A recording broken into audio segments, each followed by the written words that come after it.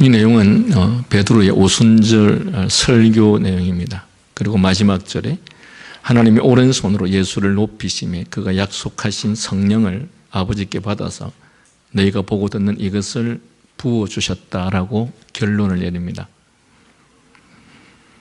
이 내용들은, 우리가 읽었던 이 내용들은 예수 그리스도께서 우리를 위해서 오셨던 사실들과 또 십자가의 사건과 그리고 예수 그리스도의 부활 사건과 그리고 부활 이후에 승천하셔서 예수님의 사역 대신 우리 안에서, 우리 속에서 이루실 성령을 우리에게 부으셨다라는 말씀까지로 맺습니다.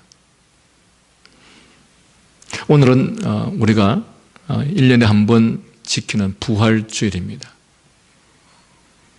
예수 그리스도께서 십자가에 죽으시고 부활하시고 승천하심으로 인해서 우리에게 성령을 부어주셨을 때 그 성령의 결과로 우리들에게 어떤 현상들이 나타나는가 하는 것에 집중해서 좀 말씀을 나누려고 합니다. 왜냐하면 이 모든 것들이 예수 그리스도께서 부활하셨기 때문에 일어난 일이고 예수 그리스도께서 부활하셔서 이 땅에 계속 계시지 아니하시고 하늘로 승천하시면서 너희들에게 보혜사 성령을 보내시겠다고 말씀하셨고 그리고 보혜사 성령이 임했었을 때, 즉 예수 그리스도의 부활의 효과가 나타났을 때 그 부활의 효과를 입게 된 사람들에게 나타나는 모습이 어떠한 것인가? 예수 그리스도께서 부활하셨는데 그 부활하신 예수 그리스도로 말미암아 그 부활이 우리에게 적용되어지기 위해서는 반드시 성령의 은혜가 임해야 되고 그리고 성령의 은혜가 임했었을 때 우리에게서 그 성령의 은혜의 효과가 어떤 것인지 우리가 알지 못하면 예수 그리스도의 부활이 우리에게 적용되었는지 적용되어지지 않았는지 그 성령의 효과가 우리에게 나타나지 아니한다면 우리가 성령을 입은 사람인지 아니한지에 대해서 알 수 없기 때문에 그래서 오늘 이 사도행전은 예수 그리스도의 부활의 효과가 성령으로 말미암아 우리에게 주어졌을 때 그 성령을 입은 자에게서 어떤 결과가 나타나는지 즉 부활의 효과가 어떤 형태로 나타나는지를 우리들에게 말함으로써 그리함으로써 우리가 예수 그리스도의 부활의 언덕을 효과를 입은 사람인지 아니한지에 대해서 확인할 수 있도록 우리들에게 가르치고 있는 말씀이 이후에 나오는 말씀입니다. 예수 그리스도께서 이 땅에 오셔서 복음을 전하시고 그 복음의 결과가 십자가에 죽으시고 우리를 구원하신 일들이고 그리고 그 복음이 우리들에게 성령의 은혜로 말미암아 주어졌을 때 나타나는 현상이 교회가 세워진 것입니다. 그래서 마태, 마가, 누가, 요한 복음의 복음이 먼저 소개되고 나서 그리고 나서 사도행전이 등장합니다.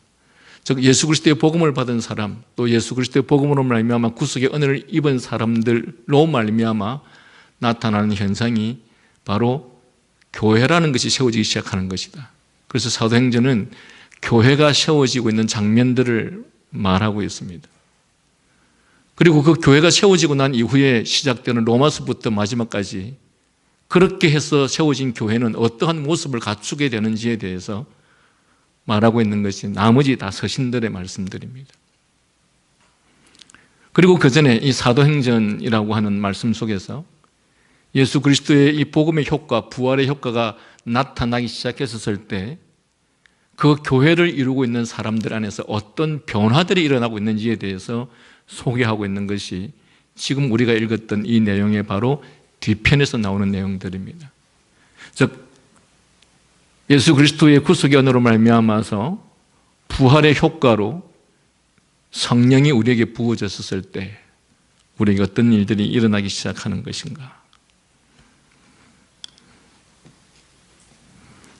특히 여기 베드로의 설교를 통해서 거기에 모인 무리들은 하나님이 오른손으로 예수를 높이시며 그가 약속하신 성령을 아버지께서 받아서 너희가 보고 듣는 이것을 부으셨다라고 33절에서 말씀하고 있습니다. 이것이 바로 부활과 더불어서 성천이 있었기 때문에, 즉 예수 그리스도께서 성천하셨기 때문에 그 예수 그리스도 대신 이 땅에 보내신 성령으로 말미암아 일어난 일들이죠. 그리고 성령이 부어졌을 때 성령을 선물로 받고 그 결과로 어떤 일이 일어나는지에 대해서 사도 베드로는 이스라엘 모든 백성들은 분명히 알아야 된다라고 말하고 있습니다. 너희가 십자가에 못 박아 죽인 이 예수를 하나님께서는 너희들에게 주와 그리스도가 되게 하셨다. 너희들은 예수 그리스도를 십자가에 못 박아 죽였는데 너희가 십자가에 못 박혀 죽게 하신 그 예수 그리스도가 너희들에게 주와 그리스도가 되게 하셨다. 무엇이 이렇게 말하게 하셨느냐? 예수님이 십자가에 죽으시고 사흘 만에 부활하시고 성천하셔서 우리들에게 성령을 부어주셨을 때 성령의 부으심을 받은 사람들에게 나타나게 된 첫 번째 현상이 예수 그리스도를 주인으로, 주님으로 모시게 되었고 또 예수 그리스도를 그리스도로 모시게 되었다라는 말입니다. 즉 하나님의 통치와 다스림을 받는 자가 되게 하셨다라는 사실입니다. 주는 주인이시고 그리스도는 통치하신다는 의미입니다. 그리스도는 기름 부음 받은 자라는 뜻이 있죠. 누가 기름을 받습니까? 통치자만 기름 부음을 받습니다. 즉 성령 하나님께서 우리에게 임하셨을 때, 그 성령 하나님의 기름 부음을 받았었을 때 나타나는 현상은 우리가 그리스도를 주인으로, 주님으로 모시게 된다는 사실입니다. 우리가 거듭나지 않았을 때, 성령의 은혜를 입지 않았을 때는 우리의 삶의 주인이 우리 주님이 아니고 우리 자신이었습니다. 내가 중요한 일을 우리 주님을 위해서 희생하지 않는다는 말입니다. 내가 꼭 가져야 될 것들을 우리 주님을 위해서 드리거나 헌신하지 않는다는 말입니다. 내가 제일 중요하게 여기는 시간, 내가 제일 중요하게 여기는 기회를 우리 주님을 위해서 포기하지 않는다는 뜻입니다. 내가 정말 이루고 싶고 갖고 싶은 것을 우리 주님을 위해서 포기하지 않는다는 것입니다. 그러나 성령의 은혜가 우리에게 임했었을 때, 성령이 우리에게 부어줬을 때 우리 주님을 우리의 주님으로 삼게 됨으로 말미암아서 모든 주권을 그분께 드리게 되었다라는 사실입니다. 이것이 성령의 은혜를 입은 사람에게 나타나는 현상이고 정상입니다. 오늘날 성령의 은혜를 입은 자와 기독교를 믿는 종교인들과는 다릅니다. 종교인들은 늘 예배에 빠지지 않고 예배를 드릴 수 있고 소득의 11조도 드릴 수도 있고 또 정한 시간에 기도를 할 수도 있고 때로는 금식을 하기도 하고 때로는 구제를 할 수도 있습니다. 그러나 그런 사람들에게 결정적으로 자기의 것을 포기하지 못하는 경향들이 있습니다. 그러나 성령의 은혜를 입은 사람은 모든 주권을 그분께, 내가 아무리 좋은 기회를 가질 수 있고 내가 아무리 좋은 많은 소유를 가질 수 있는 기회가 있고 내가 아무리 중요한 것이 있다 할지라도 그 중요한 것을 우리 주님을 위해서 기꺼이 포기하게 되어진다라고 하는 것입니다.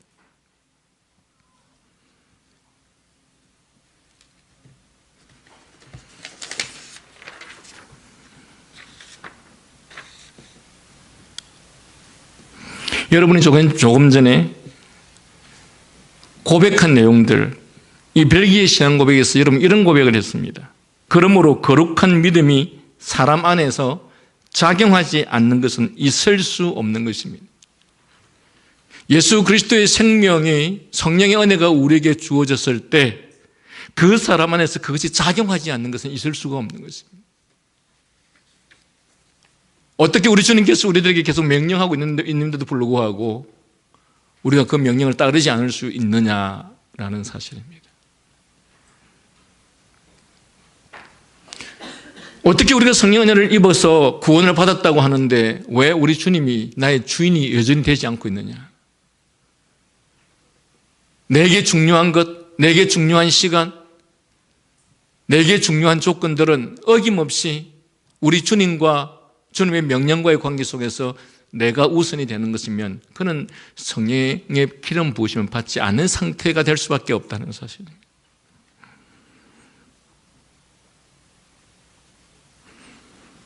그분의 명령과 뜻이라면 우리의 뜻과 생각과 관점과 상관없이 우리가 순종하는 것인가? 종은 주인의 명령 앞에 토를 달지 않습니다. 왜 그런가? 주인이기 때문에 그렇습니다. 설령 내 생각이 주인의 생각과 맞지 않다라고 생각한다 할지라도 종은 주인의 명령이 전적으로 따릅니다. 왜? 왜 그것을 따르느냐? 그 책임을 내가 지지 않기 때문에 그렇습니다. 그 책임을 내가 져야 된다면, 그 결과에 대해서 내가 책임져야 된다면 주인을 향해서도 그거 맞지 않습니다. 그거 그렇게 하면 안 됩니다. 왜 그렇게 하십니까? 라고 그 부분에서 이의를 제기할 수 있습니다. 그러나 종은 그 모든 책임을 자기는 지지 않습니다.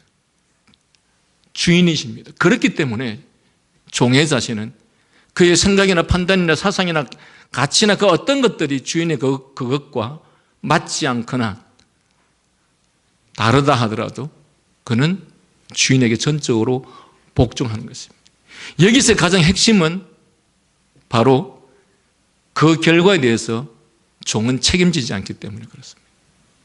그것이 좋은 결과가 나오든 잘못된 결과가 나오든 그 책임은 주인이 지는 것이기 때문에, 그래서 종은 주인의 명령에 전적으로 따르는 것이죠.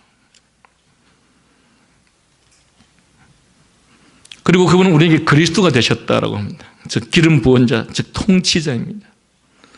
오늘 우리는 감히 통치자가 명령하면 거기에 결코 불응하지 않습니다. 여러분, 예수 그리스도를 우리의 통치자로 여기고 있습니까? 여러분, 오늘 우리가 실제 살고 있는 이 대한민국 땅에서 우리의 통치자가 누구입니까? 권세를 가진 지도자이거나 또한 법이 우리의 통치자입니다. 여러분, 법 마음대로 어깁니까? 안 어기죠. 왜? 법 앞에 벌벌 떱니다. 왜? 법을 안 지키다가는 감옥 갈 수도 있고 법을 안 지키다가는 내 재산을 잃을 수도 있기 때문에 우리는 법을 모르고 지키지 않은 경우는 모르겠지만 법을 의도적으로 지키지 않는 경우는 잘 없습니다. 왜? 그만큼 나에게 피해가 오고 손해가 오기 때문에 어떻게 해서든 법을 지킵니다. 그리고 그 법을 집행하는 자 앞에 우리는 반항하지 않습니다. 왜? 그것이 우리들에게 어떤 감옥이나 또는 심각한 어떤 제재를 가하기 때문에 우리는 그렇게 하지 않죠. 그렇다면 그리스도가 우리의 통치자인가? 우리가 그리스도의 법 앞에, 그리스도의 명령 앞에 벌벌 떠는가? 그것을 따르지 않고 지키지 않으면 나에게 어떤 큰 손해가 또는 제재가 올 것 같아서 어떻게 해서든지 그것을 따르려고 노력하는가? 저는 아니라고 생각합니다. 오늘날 그리스도인들은 그리스도로 여기지 않습니다. 그리스도를 겁내지 않습니다. 그리스도의 법과 명령에 따르지 않는 것에 대해서 겁내지 않습니다. 여러분, 오늘 우리가 유아 세례도 받기도 하지만 여러분, 우리 세례를 받을 때 하나님의 말씀과 또한 이 하나님의 말씀에 의해서 만들어진 신앙 고백과 또한 교리문답서와 이 교리문답서와 신앙 고백에 의해서 그것들을 실천적으로 잘 집행할 수 있기 위해서 만들어진 교회 헌법에 우리가 전적으로 복종하겠습니다라고 서약합니다. 그런데 우리는 그 서약을 하는 그 순간에만 서약을 할 뿐이지 그 서약에 따르지 않습니다. 그런 서약을 왜 합니까, 우리가? 오늘날 이것은 목회자나 성도나 모두가 다 별 다르지 않는 것 같습니다. 하나님 앞에서 하나님의 법을 지키겠다, 따르겠다 서약한 것에 대해서 하등의 괴로운 마음조차도, 양심의 가책조차도 느끼지 않는 것이 오늘 우리의 모습들인 것이죠. 그러나 오늘 성경은 우리들에게 가르치고 있습니다.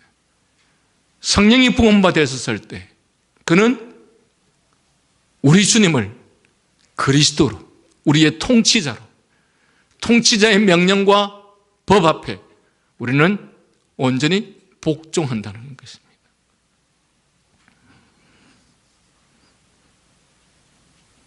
우리는 이 세상의 법을 두려워하는 것처럼, 이 세상의 통치자를 두려워하는 것처럼 우리는 그리스도를 두려워해야 됩니다.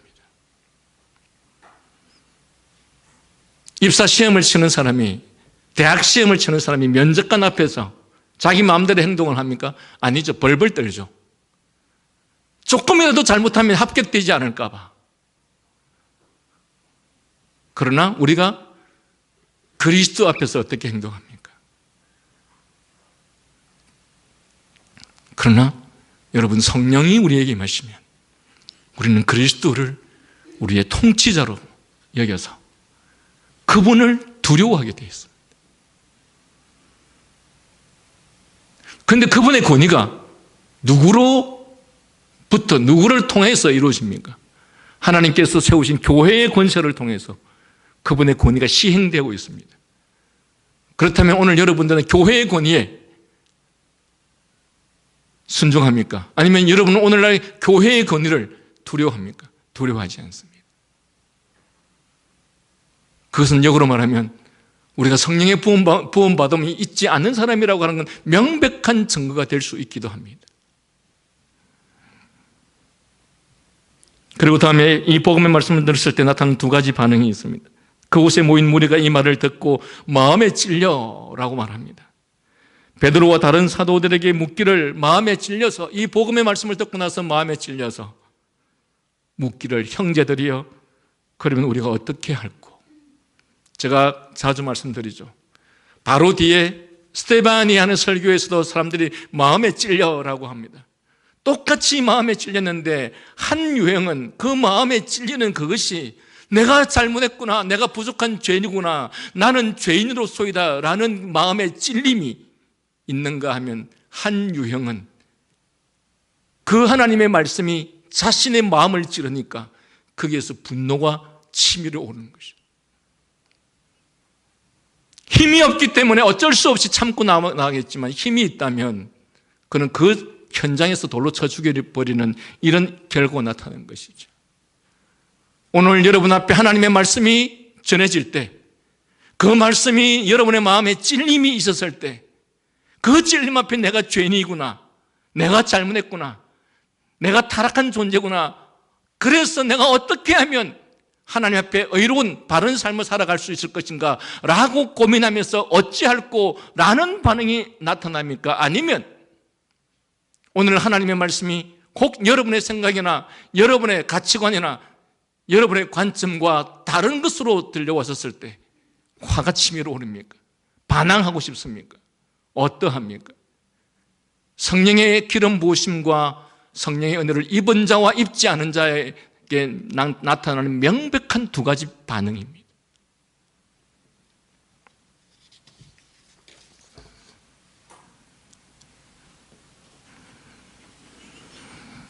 성령의 다스림 안에 있지 않은 사람들은 그것이 하나님의 말씀을 통해서 우리들에게 가르쳐지든 아니면 하나님의 말씀이 누군가를 통해서 가르쳐지든 우리의 잘못이나 우리의 문제들이 지적당할 때 어김없이 우리는 그 말씀 앞에서 우리가 어떻게 하면 이 문제를 해결할 수 있을 것인가, 어떻게 하면 이 잘못을 수정할 수 있을 것인가 라는 반응이 나타나겠지만, 그 반대의 사람들은 항상 이런 결과가 나타날 때마다 변명하기 시작합니다.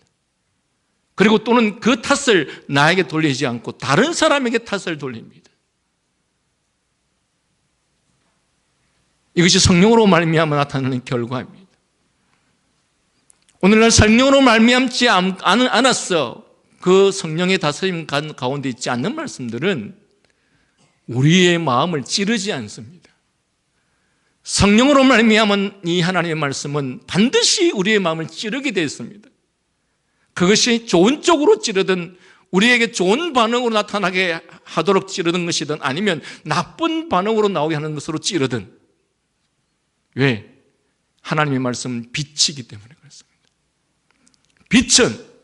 빛이 오기 전에 어둠 가운데 있었던 그 상태에서는 그 어둠 가운데 어떤 잘못된 어떤 문제들이 있었는지에 대해서 보이지를 않습니다. 그러나 빛이 들어오니까 그 속에는 온갖 들어온 것들이 낱낱이 드러나기 시작하니까 그 결과로 우리는 찔리기 시작하는 것이죠. 그러나 성령 안에 있는 사람은 부활의 결과로 말미암아 그 성령이 우리 가운데 임하셨을 때 나타나는 반응은 그 찔림 앞에서 겸손히 하나님께 은혜를 구하며 하나님 그렇다면 어떻게 내가 이 상태로부터 이 잘못된 것으로부터 내가 벗어날 수 있으며 어떻게 하면 하나님 앞에 의로운 삶을 살 수 있을 것인가 하나님 말씀에 순종할 수 있을 것인가 라고 고민하겠지만 그 반대의 사람은 그 모든 책임을 내가 아닌 다른 곳으로 돌리고 싶어 하는 것이죠.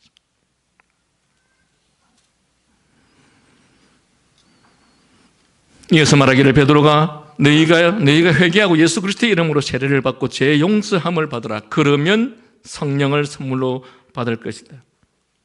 성령을 선물로 받는 것과 죄 용서함을 받는 것은 사실은 이중징의입니다. 성령의 선물을 받음으로 말미암아 우리가 죄 용서함을 받기도 하고 또한 죄 용서함이 우리에게 오기 때문에 마찬가지로 성령의 은혜를 선물로 받기도 하고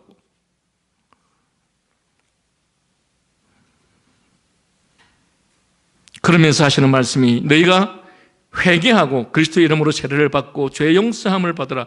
그러하면 성령의 선물을 받는데 성령의 선물을 받았을 때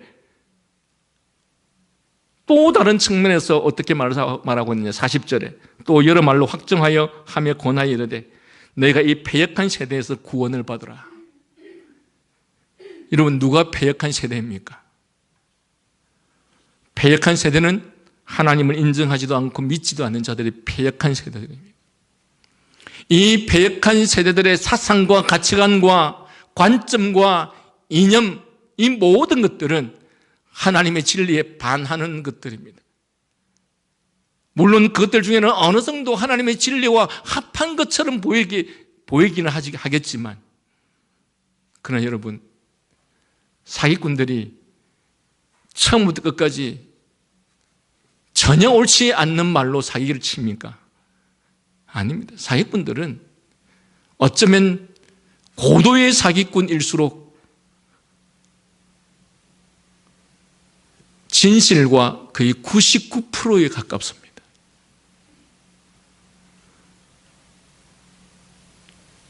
우리가 살고 있는 이 세상에 때때로 정의가 보이고 의로운 것이 선한 것이 보이는 것처럼 여겨질지 모르겠지만 이 모든 것들은 진리와 진리를 가장한 것일 뿐입니다.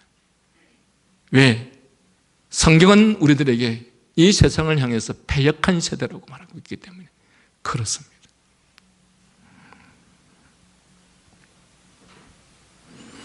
성경은 우리에게 이렇게 가르칩니다. 너희가 성령의 은혜를 입은 사람이라면 이 패역한 세대로부터 분리되어 나와야 한다.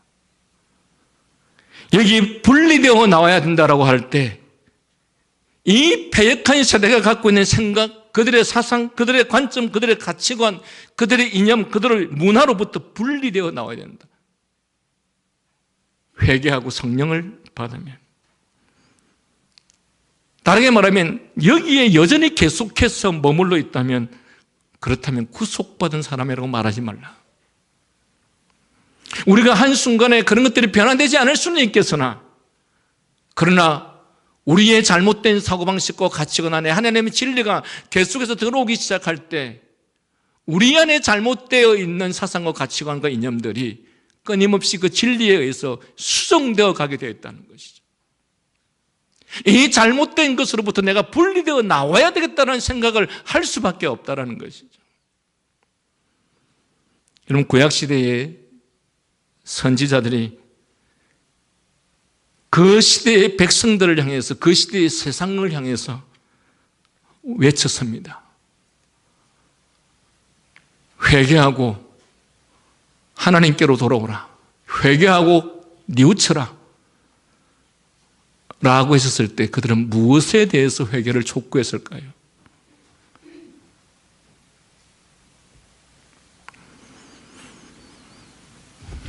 여러분 그 시대의 종교에 대해서 그 시대의 정치에 대해서 그 시대의 사회 환경에 대해서 그 시대의 백성들이 살아가고 있는 모든 전반적인 것들이 다 부패하고 타락했기 때문에 이 부패하고 타락한 것으로부터 돌이키고 회복하여서 하나님의 은혜 앞에 나와서 회개하고 뉘우치라. 너희들의 신앙의 문제, 너희들의 도덕의 문제, 너희들의 삶의 문제, 너희들의 관계의 문제, 너희의 문화의 문제, 모든 영역 속에서 하나님으로부터 벗어난, 하나님으로부터 떠나 있는 모든 것으로부터 너희가 벗어나야 회개하고 돌이키라 라는 말씀이신 것이죠. 다시 말하면 그 시대의 지도자들과 그 시대의 백성들이 갖고 있는 모든 잘못되고 부패한 사고방식과 가치관과 사상과 정신, 그리고 그들이 갖고 있는 문화에 대한 외침이었습니다. 그런데 오늘날 자칭 성도들이라 하는 자들이 구약시대와 마찬가지로 거짓 선지자 또는 하나님을 인정하지 않는 부패한 지도자들의 말을 더 신뢰하고 그들의 말을 더 따르는 것이 오늘날 우리 시대의 자칭 성도들이라고 하는 자들의 모습입니다.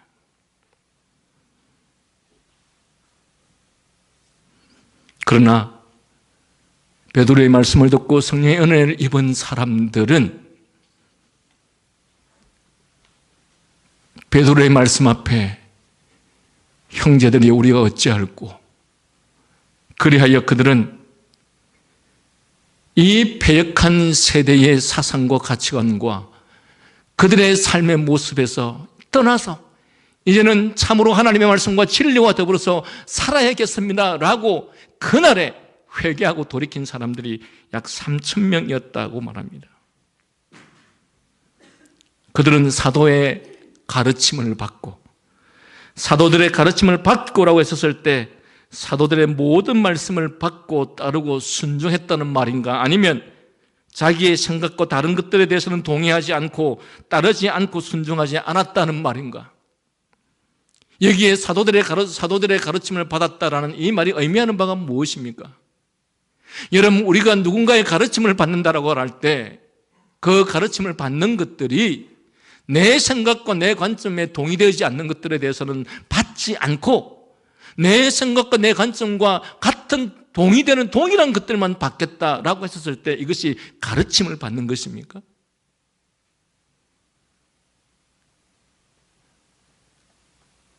가르침을 받는 자와 가르침을 주는 자가 동일한 생각이나 동일한 가치관이라면 그것은 가르침을 받을 필요가 없습니다. 왜?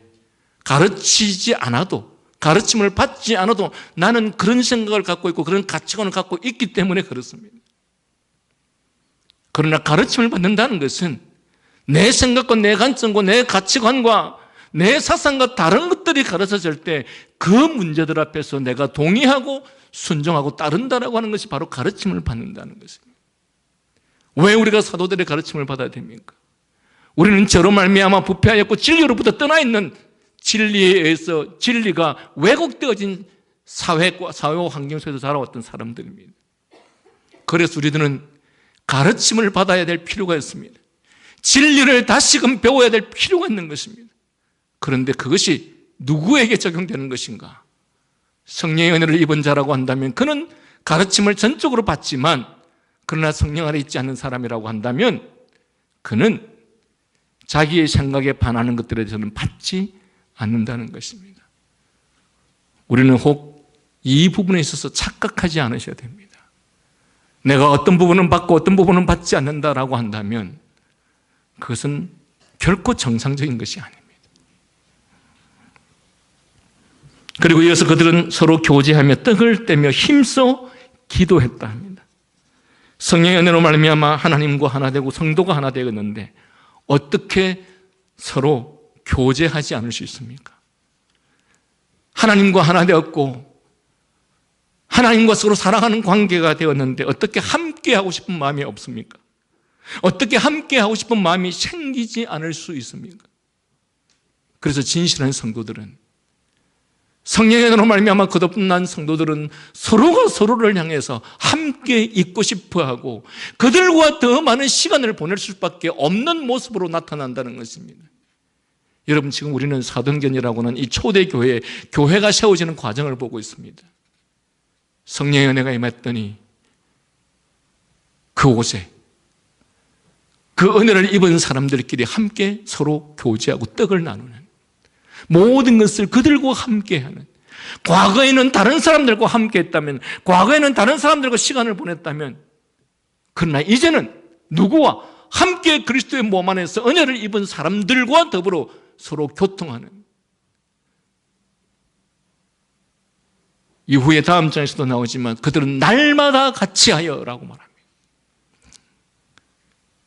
여러분, 사랑하는 사람은 날마다 같이 있고 싶어 하죠. 그런데 함께 그리스도의 은혜로 말미암아 한 몸이 되었는데 같이 있고 싶은 마음이 한 번도 없다. 함께 하고 싶은 마음이 전혀 없다. 그건 무슨 현상일까요? 그리고 다른 사람들과 시간을 갖는 것이 더 즐겁고, 다른 사람들과 시간을 갖는 것과 그 사람과 더불어서 식탁을 나누고 그들과 함께 떡을 먹고 그들과 함께 시간을 보내는 것이 더 행복하고 즐겁다. 무엇을 의미하는 것일까요?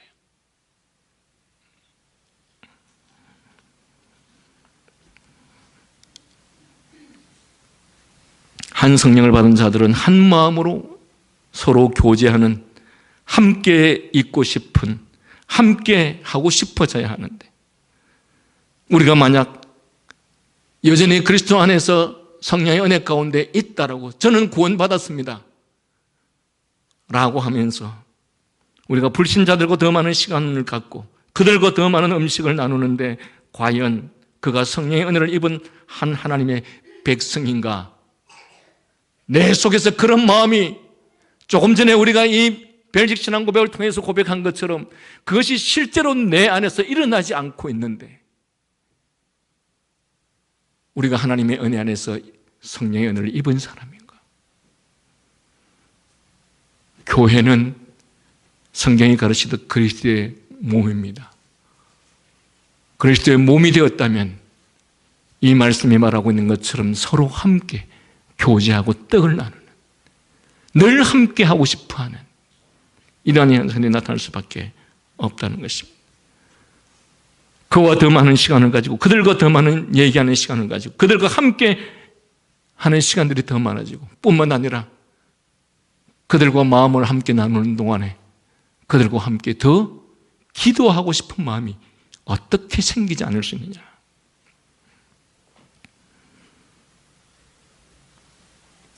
믿는 사람들은 함께 모여 모든 물건을 서로 통용하고, 여러분, 모든 물건을 서로 통용하는 것은 누구만이 할 수 있습니까?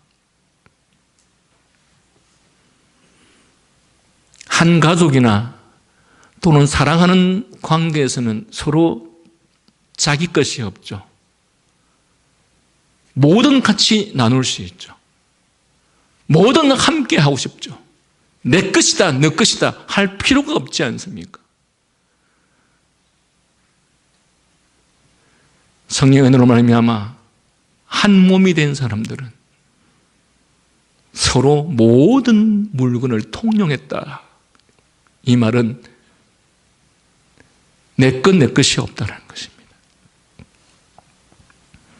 사랑하는 사람들만이 할 수 있는 행동이고 가족들만이 할 수 있는 행동입니다.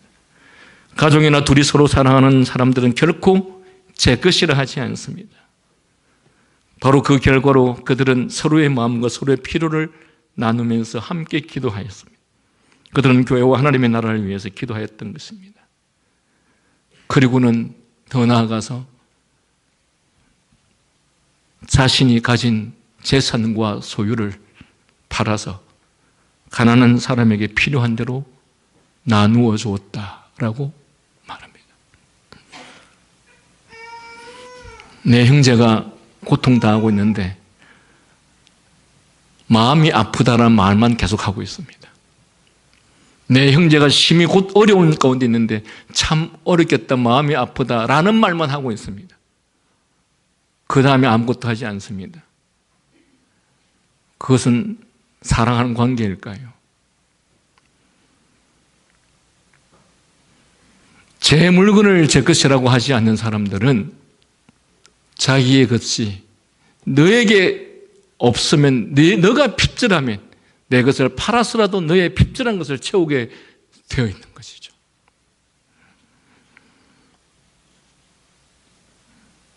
여러분, 저는 지금 여러분들에게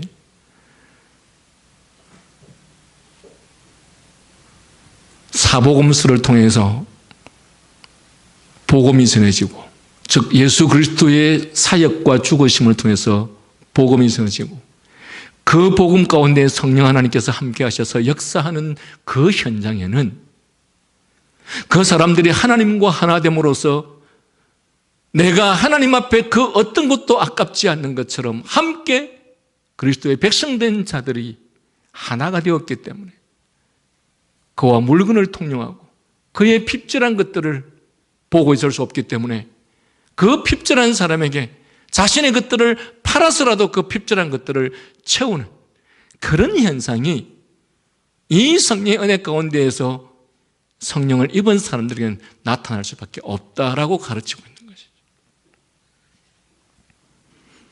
그래서 그들은 날마다 마음을 같이하여 한 마음으로 성전에 모이기를 힘쓰고 그리고 집에서는 기쁨과 순전한 마음으로 음식을 먹고 이로 인해 하나님을 찬양하고 그리하여 온 백성에게 칭찬을 받게 되니 주께서 구원받은 사람을 날마다 더 늘어나게 하셨다라고 성경은 가르칩니다.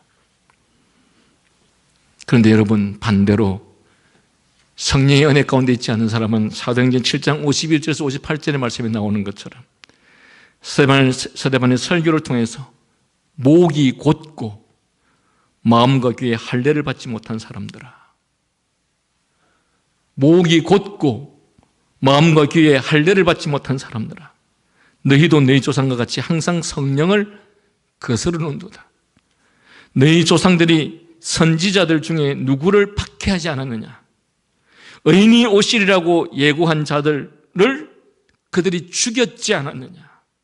즉 바른 말, 회개를 촉구하는 바른 말씀을 전하면 반항하고 거역할 뿐만 아니라 심지어 그들을 죽였지 않느냐? 그런데 이제 너희는 그 의인을 잡아준 자요 살인한 자가 되었으니 지금 너희도 그들처럼 너희 조상들처럼 똑같이 행동을 하고 있는 것이 아니냐.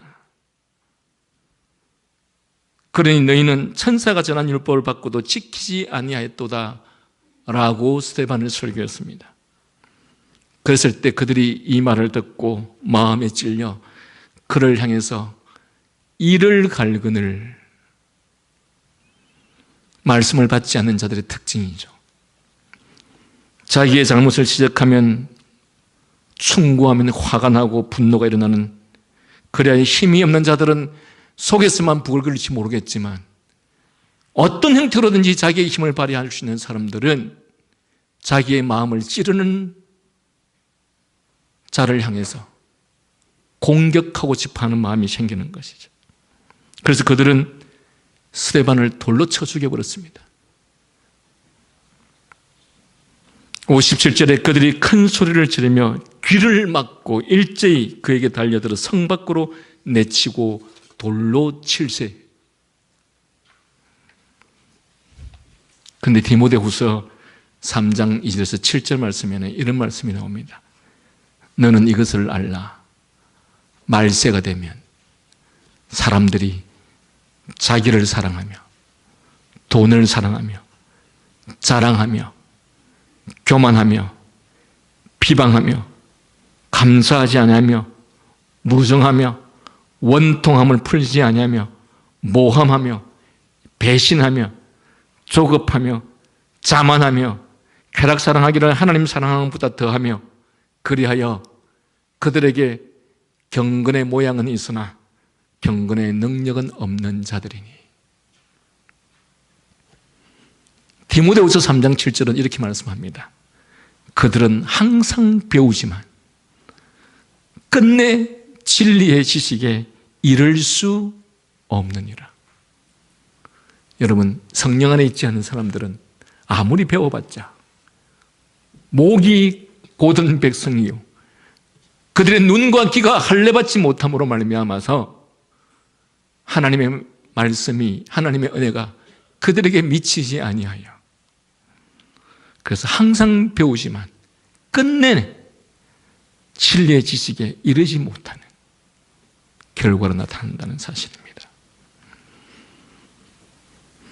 얀네와 얀브레가 모세를 대적한 것 같이 그들도 진리를 대적하니 이 사람들은 마음이 부패한 자요 믿음에 관하여는 버림받은 자니라.